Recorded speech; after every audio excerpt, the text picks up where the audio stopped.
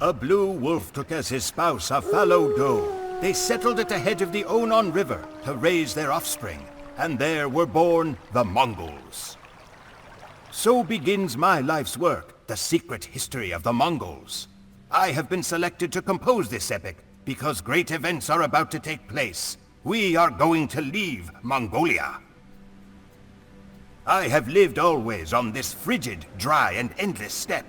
The tribes here squabble like vultures, fighting over the desiccated corpse of a marmot. We fight over limited resources, scarce water, few trees, sparse grass for our herds to graze on. A wise and dangerous man named Temujin means to change all this. He says that if the tribal conflict is to end, the Mongols require but two things. First, we need green pastures for our herds. With more to go around, there will be less competition among tribes. Second, we are a culture of warriors. We need a common enemy with which to do battle. To meet both these needs, Temujin has come up with the most modest of schemes, to unite the tribes and go to war with anyone who stands in our path. How, we ask him, how can nomadic horsemen in felt tents embark on a campaign of world conquest? Temujin replies that we will not fight as warriors, but as a unified army. We fight not for personal glory, but for the glory of the Horde. And with those words, the name of Temujin has passed into almost obscurity. His name is replaced with the title, Great Khan, Genghis Khan.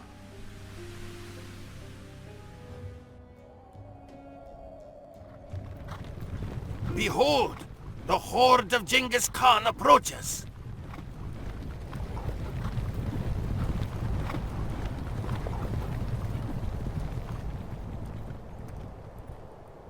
You men, you will visit each of the outlying tribes. You must convince as many as you can to join our glorious army. But beware the Karakitai. They are without honor. Winter has been hard, and our warriors are hungry. Bring us 20 sheep, and we will join you. If you are injured, our monks can heal you.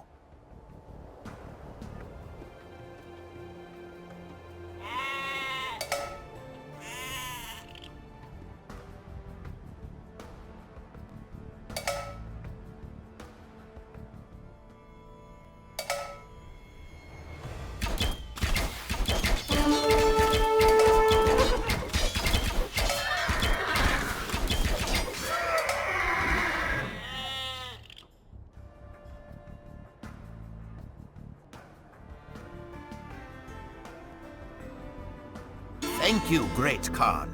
We will honor our word by providing you with these soldiers.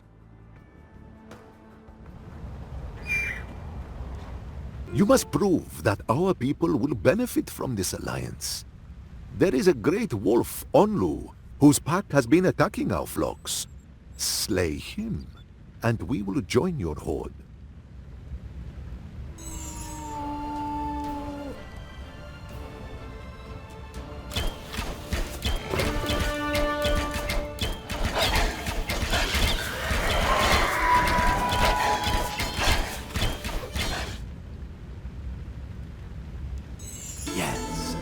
Yes, that is the pelt of the Great Wolf. We will join you, Genghis Khan. And to seal the agreement, we will give you the gift of flaming arrows.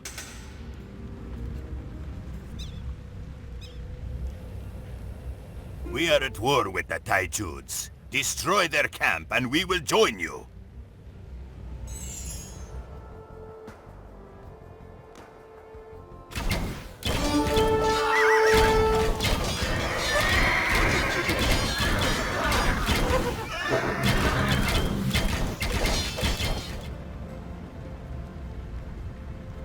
Because you have vanquished our enemy, we will gladly join the Horde.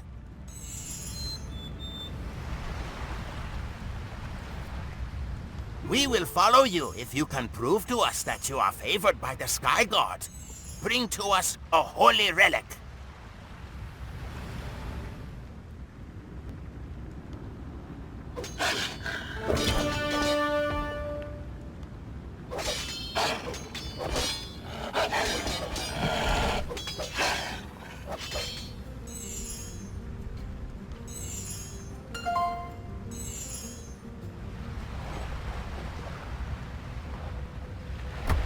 done well in bringing us this artifact.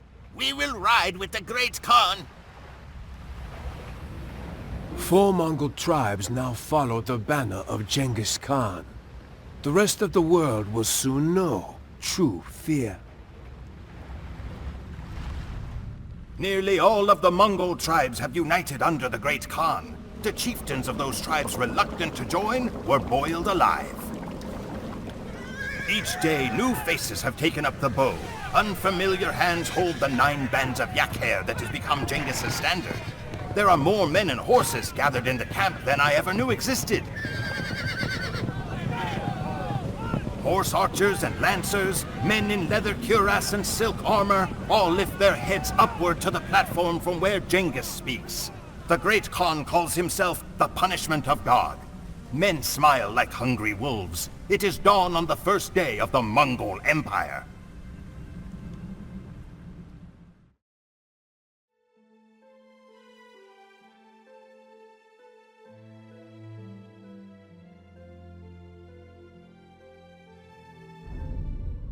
Winter has come to the steppes. The earth is frozen hard as bone, and the only movement is the steam rising from the nostrils of men and horses. Only the promise of battle brings warmth. Nearly all of the tribes in Mongolia now answer to Genghis Khan, but with success comes enemies. A man named Kushluk has challenged Genghis's right to rule. Kushluk sows discord among the Karakitai Khanate, and means to have himself proclaimed as a rival Khan. Genghis cannot allow these transgressions to go unpunished. He needs to set an example. So we ride west to find and slay Kushluk. If the Karakitai shelter him, then their lives are forfeit as well.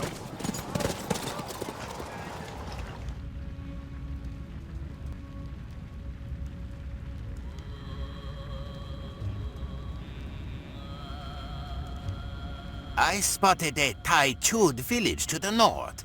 Perhaps the inhabitants can be persuaded to join us.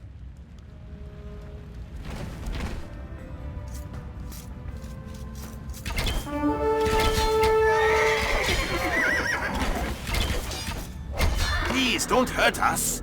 We can aid in your blood feud.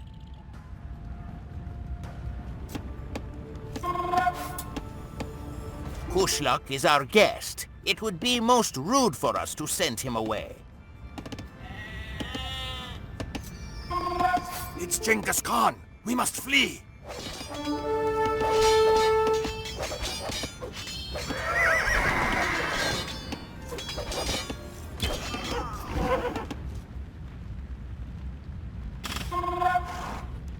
We will destroy this great tent.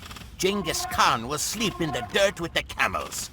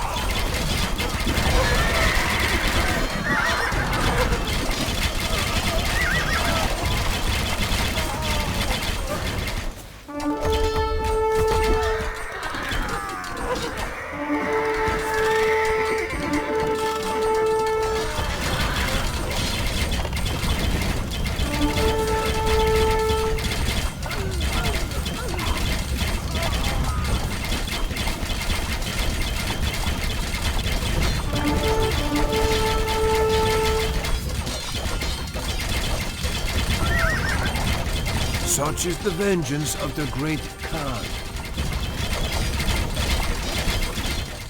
Genghis Khan knows that there are weapons aside from the lance and bow. He is a master of mental warfare. Just as he has made an example of Kushluk, he makes examples of enemy lands. When we first encounter a new adversary, the great Khan spares no one. We ride to the closest town, slay every living thing, burn down the city, sow the fields with salt, and make a mountain of enemy skulls. After that, the other towns are quick to send forth their emissaries, eager to placate the ravenous Mongol hordes.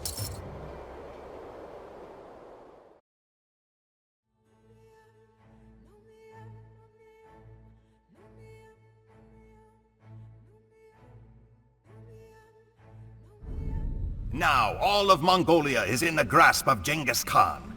Beyond are two vast empires, China to the east and Persia to the west. Persia is the sensible choice of battle, since it separates us from the rich forage pastures in Europe. But first, Genghis Khan has another score to settle. After witnessing the power of our cavalry in action, the Chinese spoke of nothing but peace. They even promised support for our campaign westward. But now that we have turned away from China, they have decided not to deliver the men and arms they promised Genghis. It is time for another demonstration. Persia can wait as the Horde wheels east once more, and we prepare to march into China, the largest, most advanced empire in the world.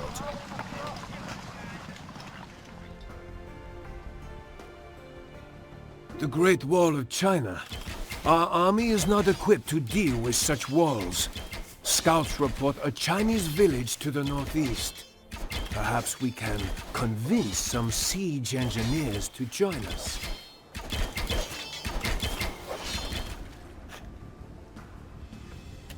Great Khan, we have captured a transport ship.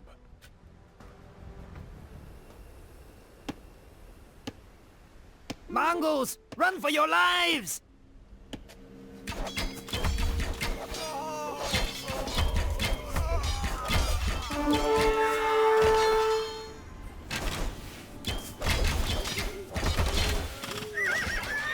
Great Khan, with these engineers, we can establish a stronghold in China and construct powerful engines of destruction.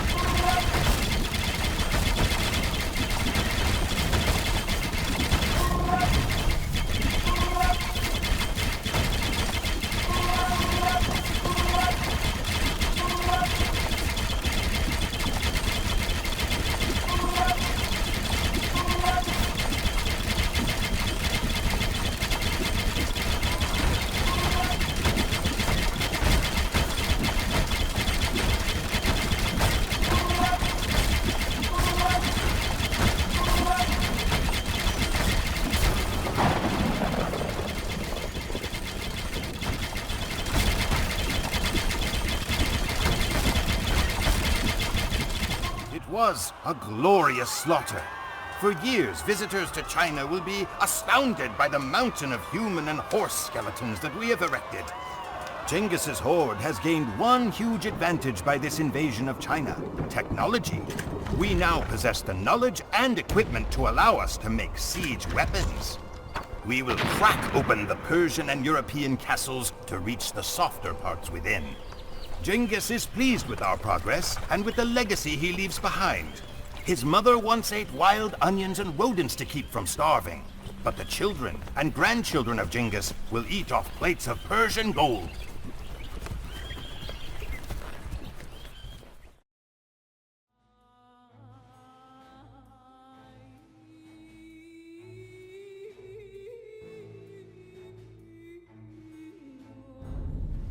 Sleep in the saddle, drink the rain, eat nothing but dried meat, dried milk, and horse blood.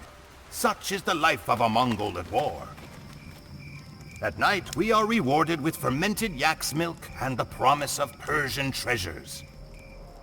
Driven on by the words of the great Khan, we have crossed miles of the Asian continent at full gallop. Before us lies the vast empire of Persia. The Khwarezm Shah will be given one chance to submit, and then his cities will be pulled down brick by brick. But not all of us head into Persia. Genghis has sent Subotai Batur of the reindeer people north into Russia. The Russian principalities are disorganized, and Genghis hopes that Subotai can break them one by one. Then the Horde will rule all of Asia. Great Khan, our assassins are concealed in these trade carts. Once the carts are near the Persian Shah, the assassins will strike. Without their leader, the Persians will fall like grass beneath our hooves.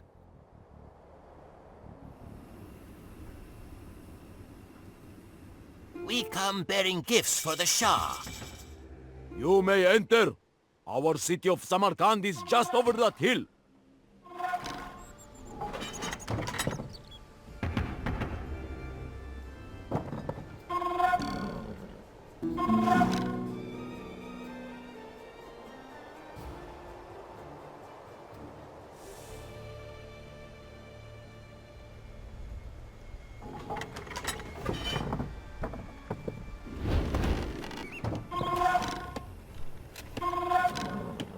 And what have the Mongols sent me? No doubt a bribe, begging me not to destroy them. Quickly, we must strike at the Shah. What is this? Treachery! Now the Persians will be an easier target. We die for Genghis Khan.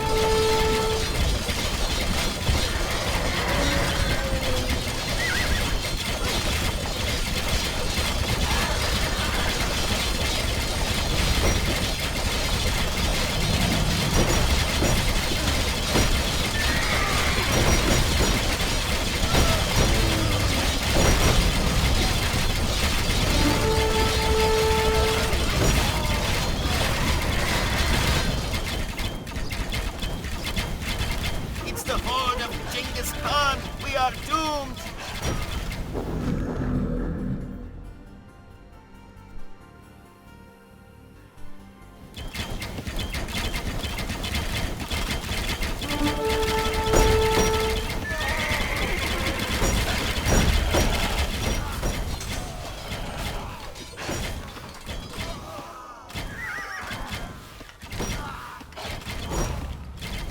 The Persian army numbered nearly 500,000 men, but was beaten by a Mongol army less than half that size. The governors of outlying cities were executed by pouring molten silver into their eyes and throats. The capital city of Samarkand, which was expected to withstand our siege for a full year, fell in 5 days. Separate mountains were made of the skulls of men, women, children, horses, dogs, and cats. We roamed the streets in wonder at the opulence of the Persians, drinking at their fountains and gorging ourselves on sherbet and tropical fruit. For a man born in a tent, it seemed as if Genghis Khan had torn open the gates to heaven itself. Russia and Mesopotamia were now ours to command. The empire now stretched over 7,000 miles, from the Pacific Ocean to the Black Sea. We were about to enter Europe when tragedy struck.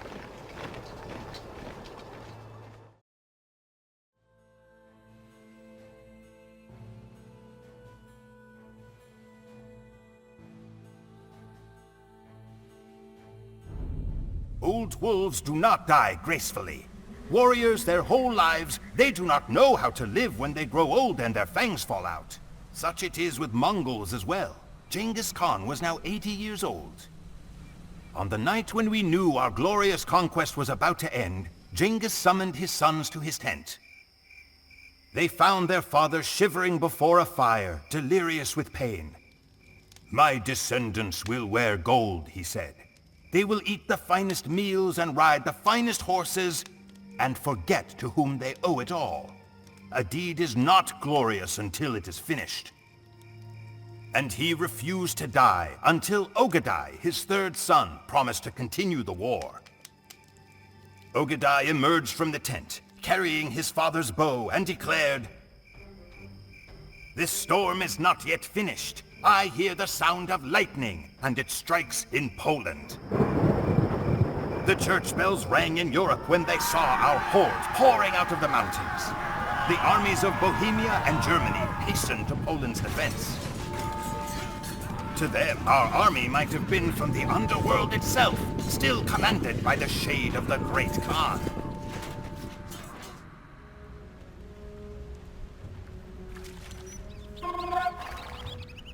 Lord Ogedai, King Wenceslas is approaching with a huge army. Scouts have located a region in the pass ahead where we can make our stand. If we build strong fortifications, we will smash their army against our walls and towers.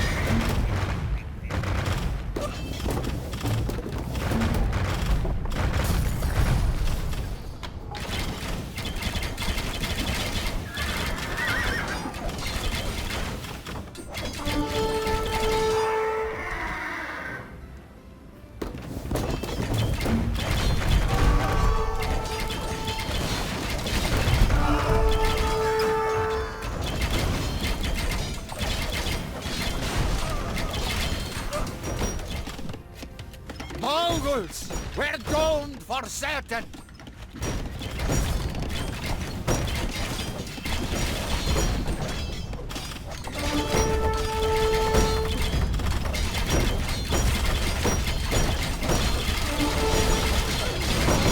Polish flag captured!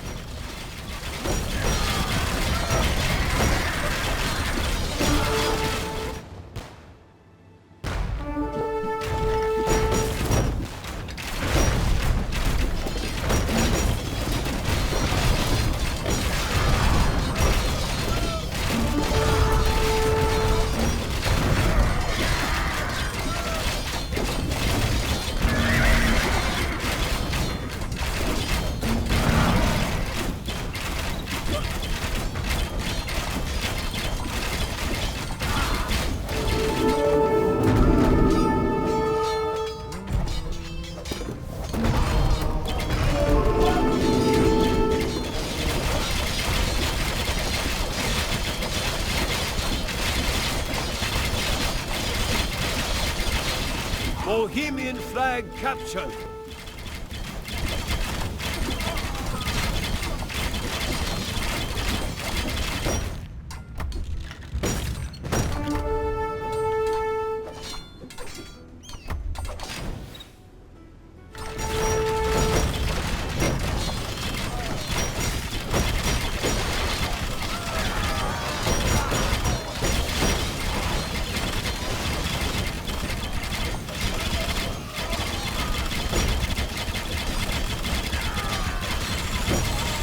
German flag captured. All 3 flags captured. We are victorious! European knights fight as individuals, but Mongols fight as part of a united army. Laden down with armor, the Polish and Germans could not catch our quick-footed horses. Time and again, we fired flaming arrows at them, then retreated out of range. When the enemy cavalry pursued, we would lead them into an ambush.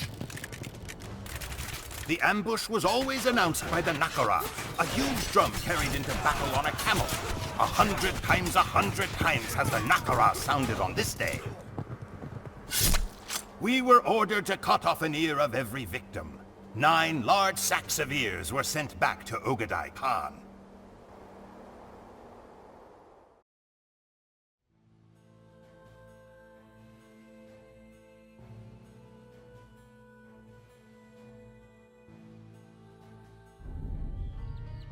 Only one power stands in our way. France and the kingdoms beyond are beaten from decades of crusades. If we break Eastern Europe, then it is likely that all of Western Europe will surrender. But to break the East, we must defeat Hungary. Hungary possesses the most formidable cavalry in all of Europe. They have not only the strength of European armor, but their horses are cousins to our own, having drifted in from across the Russian steppes. The ᠴᠢᠭᠭᠢ River that separates us from the army of Hungary is frozen, so we will be unable to deploy boats. Instead, the battle will be won or lost over who controls the bridge. Subotai is coming with reinforcements. If we can survive the charge of the Hungarian knights until Subotai arrives, then we can hope to take the bridge. Much rests on this simple bridge. If we capture the ᠴᠢᠭ crossing, we capture Hungary. If Hungary falls, so falls Europe. With Europe and Asia under Mongol control, our conquest of the world will be complete and final. Lord Ogadai, we must hold off the Hungarians until Subotai arrives. He will be here in 40 minutes.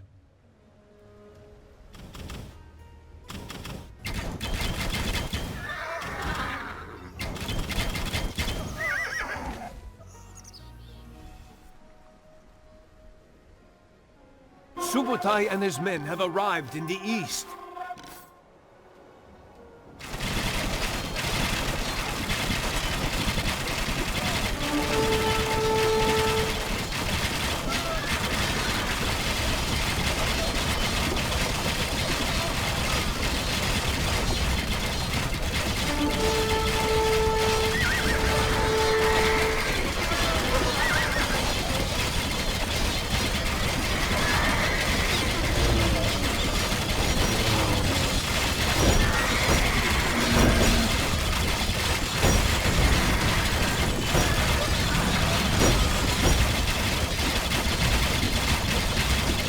Hungarians are trying to blow up the ᠴᠢᠭ River Bridge.